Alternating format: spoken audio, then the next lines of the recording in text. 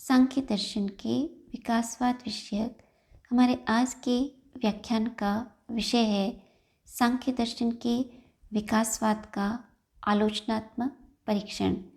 आज के इस व्याख्यान में हम सांख्य दर्शन के जगत विषयक सिद्धांत विकासवाद की विभिन्न विशेषताओं का विस्तृत विवेचन कर उसका आलोचनात्मक परीक्षण करेंगे कि दार्शनिकता की दृष्टि से सांख्य दर्शन का विकासवाद कितना तर्कसंगत सिद्धांत है। सांख्य दर्शन के मतानुसार ये संपूर्ण चराचर जगत जो है प्रकृति के विकास का परिणाम है। सांख्य दर्शन जो है प्रकृति परिणामवाद का समर्थन करता है, जिसके मतानुसार ये संपूर्ण चराचर जगत जो है प्रकृति के ही विकास का परिणाम है। सांख्य दर्शन का विकासवाद सत्कार्यवाद पर आधारित है। सत्कार्यवाद के मतानुसार कार्य जो है उत्पत्ति से पूर्व अपने उपादान कारण में अव्यक्त रूप में विद्यमान होता है। सांख्य दर्शन सत्कार्यवाद के प्रकृति परिणामवाद का समर्थन करता है। सांख्य दर्शन के मतानुसार ये संपूर्ण चराचर जगत उत्पत्ति से पूर्व अपने मूलभूत कारण प्रकृति में अव्यक्त रूप में विद्यमान होता है। सांख्य दर्शन में सृष्टि का अर्थ नवीन उत्पत्ति नहीं है, अर्थात कार्य जो है कारण से कोई नवीन उत्पत्ति नहीं है। उत्पत्ति का अभिप्राय सांख्य दर्शन में कारण का कार्य से अभिव्यक्त होना है। इसी प्रकार सांख्य दर्शन में विनाश या प्रलय का अर्थ पूर्णतया नष्ट होने से नहीं है। जब कार्य अपने मूलभूत कारण में लीन हो जाता है, इसे ही सांख्य दर्शन में विनाश की संज्ञा दी गई है। सांख्य दर्शन के मतानुसार ये संपूर्ण चराचर जगत जो है उत्पत्ति से पूर्व अपने मूलभूत कारण में अव्यक्त रूप में विद्यमान होता है और सृष्टि की अवस्था में ये अपने मूलभूत कारण से अभिव्यक्त हो जाता है और प्रलयकालीन अवस्था में ये अपने मूलभूत कारण में पुनः लीन हो जाता है। सांख्य दर्शन के मतानुसार जो प्रकृति है वह निरंतर परिणामशील है। सांख्य दर्शन प्रकृति को निरंतर परिणामशील होने के कारण ही प्रसवधर्मी की संज्ञा देता है।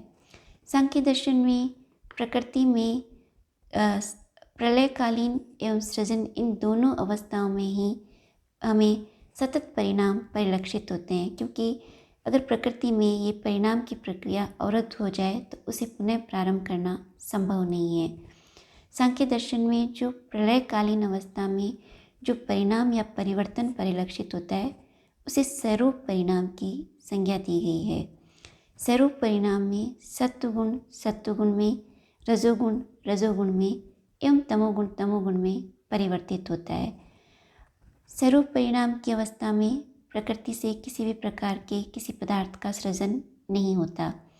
सांख्य दर्शन के मतानुसार प्रकृति से विभिन्न पदार्थों के सृजन या उत्पत्ति के लिए ये आवश्यक है कि प्रकृति में विरूप परिणाम उत्पन्न हो। विरूप परिणाम के लिए पुरुष और प्रकृति का परस्पर संयोग होना आवश्यक है। सांख्य दर्शन के समक्ष पुरुष और प्रकृति के मध्य संयोग जो है वह एक गंभीर समस्या है, क्योंकि सांख्य दर्शन के ये जो दो प्रमुख तत्व हैं वे परस्पर विपरीत स्वभाव वाले हैं। जहाँ पुरुष शुद्ध चैतन्य स्वरूप त्रिगुणातीत निष्क्रिय दृष्टा साक्षी तत्व है, वहीं प्रकृति जो है अचेतन त्रिगुणात्मक सक्रिय और भोग्य है। तो इन दोनों विपरीत स्वभाव वाले तत्वों में किस प्रकार संयोग हो, सांख्य दर्शन के समक्ष ये एक गंभीर समस्या है। सांख्य दर्शन विभिन्न उपमाओं के माध्यम से प्रकृति और पुरुष के मध्य संयोग की व्याख्या करता है। सांख्य दर्शन के मतानुसार जिस प्रकार जंगल में आग लगने पर अंधा और अपाहिज व्यक्ति परस्पर सहयोग कर जंगल को पार कर लेते हैं, उसी प्रकार पुरुष और प्रकृति के संयोग से ही इस सृष्टि का सृजन होता है। किंतु सांख्य दर्शन में जो पुरुष और प्रकृति के संयोग के लिए जो ये उपमा दी गई है ये तर्क संगत नहीं है, क्योंकि इस उपमा में अंधा और अपाहिज दोनों ही चेतन तत्व हैं, किंतु सांख्य दर्शन में जो पुरुष है वह चेतन है और प्रकृति जो अचेतन है। सांख्य दर्शन प्रकृति और पुरुष के मध्य संयोग की समस्या का कोई उचित तार्किक समाधान प्रस्तुत नहीं करता। सांख्य दर्शन के मतानुसार पुरुष के सानिध्य मात्र से ही प्रकृति की साम्यावस्था भंग होने लगती है। जैसे ही पुरुष के सानिध्य से प्रकृति की साम्यावस्था भंग होती है तो उसमें सर्वप्रथम जो है रजोगुण जो है वह क्रियाशील होता है, क्योंकि रजोगुण जो है वह स्वभाव से ही चंचल है। रजोगुण के क्रियाशील होने पर सत्व एवं तमस गुण में भी स्पंदन उत्पन्न होता है। तमोगुण जो अवरोधक का कार्य करता है वह रजोगुण की क्रियाशीलता में अवरोध उत्पन्न करता है। इस प्रकार इन तीनों गुणों में एक भीषण आंदोलन उत्पन्न होता है, जिसे सांख्य दर्शन में गुण क्षोभ की संज्ञा दी गई है। सांख्य दर्शन के मतानुसार जब प्रकृति की साम्य अवस्था भंग होकर इन तीनों गुणों में भीषण आंदोलन उत्पन्न होता है तो इनमें से जो ये तीनों गुण हैं, इनमें से प्रत्येक गुण अन्य दो गुणों को अभिभूत कर स्वयं को अभिव्यक्त करता है। सत्व गुण जो है वह रजस और तमस को अभिभूत कर स्वयं को अभिव्यक्त करता है। रजोगुण जो है वह सत्व और तमस को अभिभूत कर स्वयं को अभिव्यक्त करता है, और जो तमोगुण जो है वह सत्व और रजस को अभिभूत कर स्वयं को अभिव्यक्त करता है। इस प्रकार ये तीनों गुणों में जो परस्पर भीषण आंदोलन उत्पन्न होता है उसी के द्वारा जगत के विभिन्न पदार्थों का सृजन होता है। सांख्य दर्शन के मतानुसार विकासवाद की प्रक्रिया में प्रकृति से जो सर्वप्रथम जिस तत्व का आविर्भाव होता है वह महत्व है। महत्व को सांख्य दर्शन में बुद्धि भी कहा गया है। प्रकृति का प्रथम विकार होने के कारण महत्व या बुद्धि जो है उसमें सत्व गुण की प्रधानता होती है। सांख्य दर्शन के मतानुसार बुद्धि का जो लक्षण है वह है अध्यवसायो बुद्धि धर्म, अर्थात निश्चय करना या निर्णय करना जो है वह बुद्धि का लक्षण है। हमें जो निर्णय करने की क्षमता होती है या हमारी जो निश्चयात्मक क्षमता होती है जिसके द्वारा हम किसी विषय में निश्चय करते हैं या निर्णय करते हैं वह बुद्धि के द्वारा ही होता है। सांख्य दर्शन के मतानुसार बुद्धि जो है उसके दो रूप हैं, एक सात्विक और एक तामसिक। सात्विक बुद्धि में धर्म, ज्ञान, वैराग्य और ऐश्वर्य ये प्रमुख चार गुण उत्पन्न होते हैं, जबकि जो तामसिक बुद्धि होती है उसमें अधर्म, अज्ञान, राग और अनैश्वर्य होता है। सांख्य दर्शन के मतानुसार जो महत्व या बुद्धि है उससे अहंकार का आविर्भाव होता है। अहंकार का लक्षण करते हुए सांख्य कारिकाकार स्पष्ट करते हैं कि अभिमानो अहंकार है, अर्थात अभिमान की जो प्रवृत्ति है वही अहंकार का लक्षण है।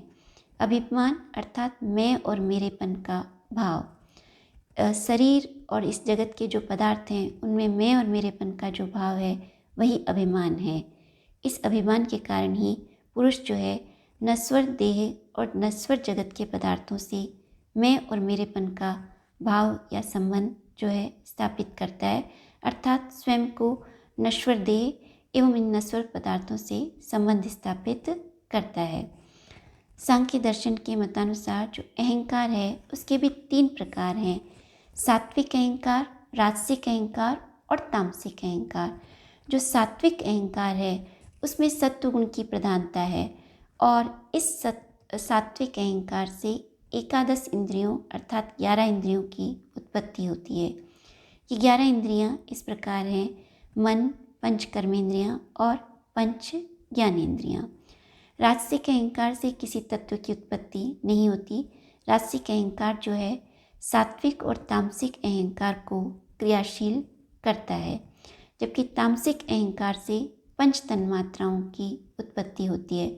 शब्द, स्पर्श, रूप, रस और गंध के सूक्ष्मतम रूप को तन्मात्र कहा जाता है और इन तन्मात्राओं से पंच महाभूतों की उत्पत्ति होती है और इन पंच महाभूतों से जगत के विभिन्न पदार्थों की उत्पत्ति होती है।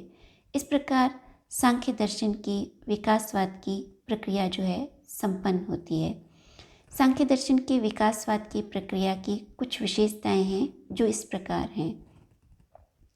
सांख्य दर्शन का जो विकासवाद विषयक सिद्धांत है वह सत्कार्यवाद पर आधारित है, क्योंकि सांख्य दर्शन के मतानुसार यह संपूर्ण चराचर जगत उत्पत्ति से पूर्व अपने मूलभूत कारण प्रकृति में अव्यक्त रूप से विद्यमान होता है। सांख्य दर्शन के मतानुसार यह संपूर्ण चराचर जगत प्रकृति का ही परिणाम है। इस प्रकार सांख्य दर्शन जो है सत्कार्यवाद के प्रकृति परिणामवाद का समर्थन कर विकासवाद की व्याख्या करता है। सांख्य दर्शन में विकासवाद की प्रक्रिया में सृष्टि और प्रलय ये दोनों क्रम दृष्टिगत होते हैं। सांख्य दर्शन में सृष्टि का अर्थ नवीन उत्पत्ति या किसी नवीन विषय की उत्पत्ति नहीं है।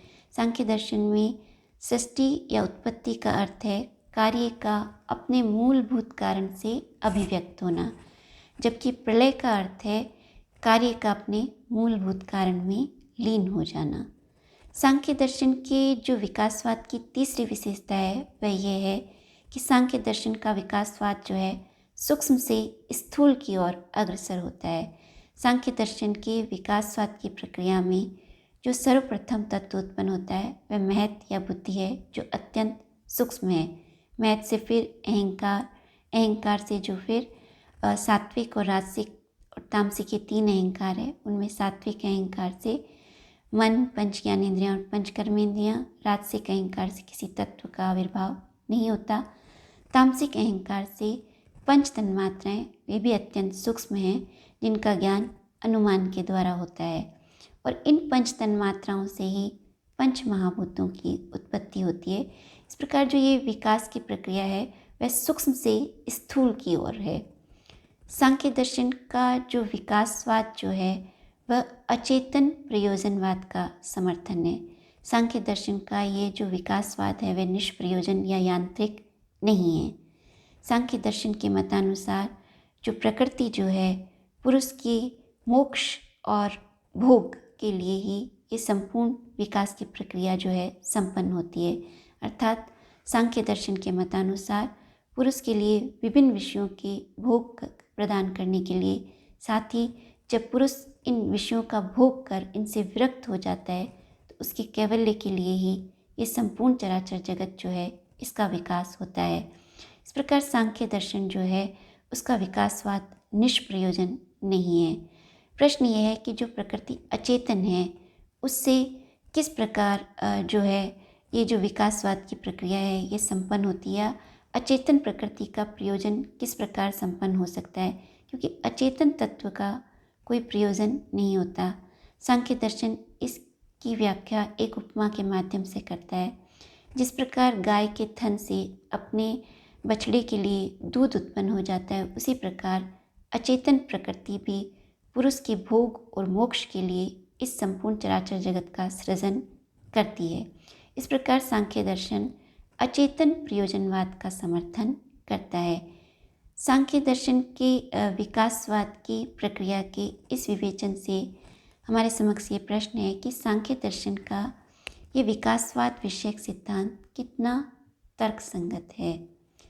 सांख्य दर्शन के विकासवाद की जो प्रक्रिया है उसमें हमने देखा कि सांख्य दर्शन के मतानुसार ये संपूर्ण चराचर जगत जो है प्रकृति के ही विकास का परिणाम है, किंतु सांख्य दर्शन के विकासवाद के समक्ष जो सर्वाधिक गंभीर समस्या है जो आदि से अंत तक बनी रहती है कि पुरुष और प्रकृति के मध्य संयोग किस प्रकार हो।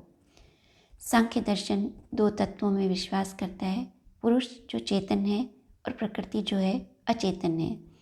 इन दोनों के संयोग के बिना सृष्टि का सृजन संभव नहीं है, किंतु ये दोनों ही परस्पर विपरीत स्वभाव वाले हैं। इन दोनों में संयोग किस प्रकार हो, सांख्य दर्शन इसका कोई तर्कसंगत समाधान प्रस्तुत नहीं करता। सांख्य दर्शन का जो विकासवाद है वह अचेतन प्रयोजनवाद कहलाता है, किंतु किसी अचेतन तत्व का कोई प्रयोजन नहीं हो सकता। प्रयोजन जो है सदैव सचेतन तत्व का ही होता है। सांख्य दर्शन ने अचेतन प्रयोजनवाद की व्याख्या एक उदाहरण के माध्यम से की है। सांख्य दर्शन ने कहा है कि जिस प्रकार गाय के थन से अपने बछड़े के लिए जो है दूध उत्पन्न हो जाता है, उसी प्रकार अचेतन प्रकृति जो है पुरुष के भोग और मोक्ष के लिए इस जगत का सृजन करती है। किंतु इस उपमा में जो गाय है वह चेतन है, किंतु प्रकृति जो है वह अचेतन है। इस प्रकार सांख्य दर्शन का जो अचेतन प्रयोजनवाद है वह भी तर्कसंगत नहीं है। सांख्य दर्शन के मतानुसार यह संपूर्ण चराचर जगत जो है प्रकृति के द्वारा ही उत्पन्न होता है, और प्रकृति जो अचेतन है, किसी भी अचेतन तत्व से जब किसी तत्व का आविर्भाव होता है तो उसमें क्षय होता है, किंतु सांख्य दर्शन की प्रकृति में किसी प्रकार का क्षय नहीं होता। यही कारण है कि प्रोफेसर हिरियन्ना ने प्रकृति के इस विकासवाद को जो है अविनाशी अचेतन विकासवाद की संज्ञा दी है। इस प्रकार सांख्य दर्शन के विकासवाद की विभिन्न आलोचनाएं की गई हैं, क्योंकि दार्शनिकता की दृष्टि से देखा जाए तो सांख्य दर्शन का विकासवाद जो है पूर्णतः तर्कसंगत सिद्धांत नहीं है। सांख्य दर्शन के विकासवाद विषयक आज के इस व्याख्यान से संबंधित परीक्षा उपयोगी महत्वपूर्ण प्रश्न इस प्रकार हैं। सांख्य दर्शन में विकासवाद की प्रक्रिया का आलोचनात्मक परीक्षण कर यह स्पष्ट कीजिए कि यह एक तर्कसंगत सिद्धांत है या नहीं। सांख्य दर्शन के विकासवाद की प्रमुख विशेषताओं का विस्तृत विवेचन कीजिए। अचेतन प्रयोजनवाद से क्या अभिप्राय है? सांख्य दर्शन के विकासवाद की प्रक्रिया में महत् तत्व जो है उसका स्वरूप क्या है? अहंकार का लक्षण क्या है? अहंकार के प्रमुख प्रकार कौन कौन से हैं? राजसिक अहंकार का क्या कार्य है उसे स्पष्ट कीजिए। तामसिक अहंकार से किन तत्वों की उत्पत्ति होती है उन्हें स्पष्ट कीजिए। पंच तन्मात्राओं से क्या अभिप्राय है?